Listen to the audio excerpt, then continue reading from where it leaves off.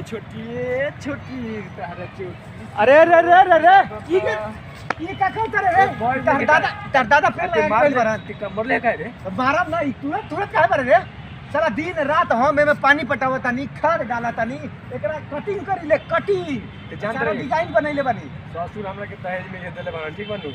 तहार ससुर दहेज में देले बारा निकलबे कि ना यहां से गइले कि ना देख ज्यादा बतेबे त माहू का माल जाने नहीं तो अब ए ससुर हमरा मरबे दम मार देने तो कौन तो तू दे यार पहले बात सुन हमारे बात सुन एने से सुन पहले बात सुन आज तक एको पेड़ लगैले बारे खानदान में कभी कोई पेड़ लगैले हो से नरेंद्र मोदी मतलब स्वच्छ भारत है 100 पेड़ हमारे लगावला ससुर कहले नरेंद्र मोदी के अभियान में ते पेड़ लगैले बारे तो मोह गई पे अरे रे सुन ते तो फेसबुक पे गरियावल इस नरेंद्र मोदी के कि फेंकू बाटे त तू हमरा समझावा तारे पेड़ लगैले बारे नरेंद्र मोदी यार हमारे लिए एकदम भगवान है तो हम एगो बात बताओ तनी अरे क्या? ते कुछो होखे हमार बगीचा में से तारा दतुआ ना तुरे के बा अगर ना तुरे के बा अगर अगर दुश्मनों के फल खाओगे तो बैठ खा ले भाई जामल बाकी ते बैठ तुरबे हट आज के बाद नजर आइले रू हमार बगीचा में काट दे टंगड़ी काट दे बुझले कि ना रुक एगो देख ले अरे भाई पर बात कुछो कर ले एगो बैठ खा ले दे भाई बैर बाटे किते खइबे रे ते बैर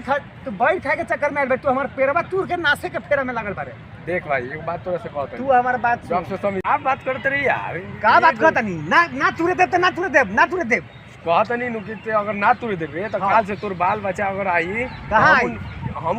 कान के जड़ी मार के तोरा बाद में दिक्कत मत मन है हमार बाल बच्चा तहार बगीचा में जाता हमार बाल बच्चा के और कोनो जगह ना देखल बाकी तहरे बगीचा में जाई यार दिन भर तो हमारे भी रहे लोग सो हमारे खेत खलिहान में तहार खेत में हमार लइका रहेला रे जब देखे नहीं जब रहे अरे अपन लइका खातिर हम मुरई 1 बीघा में बोले बानी गजरा बोले बानी ककड़ी बोले गर्मी के दिन में खीरा बोले हमार बाल बच्चा तहार खेत में काहे जाए कातना पादा तरे यार रहे दे जानते सबूत बा हम सरपंच और मुखिया के सब पूर्ण करवा दे में तो देखैले बानी कैसा मनोरंजन के सब लइका ई सब हम कुछ ना जानी ठीक बा। हमार बगीचा से दतवन फतवन आज के बाद तुरे आगे तो समझ भाई एगो दुश्मनों के लोग दे देला मान के ना, खातिर हम खाए वाला दतवन ना फल लेवे ह। देब। देख एगो बैल अगर होता तो होता ना। दतवन तुर लेता नहीं छुए ना मुंह धोला देवे। 4 दिन हो गल भैया मुंह धोला 4 दिन ऐसे महकता सर ते ऐसे कहता नहीं चल जो निकल यहाँ से जो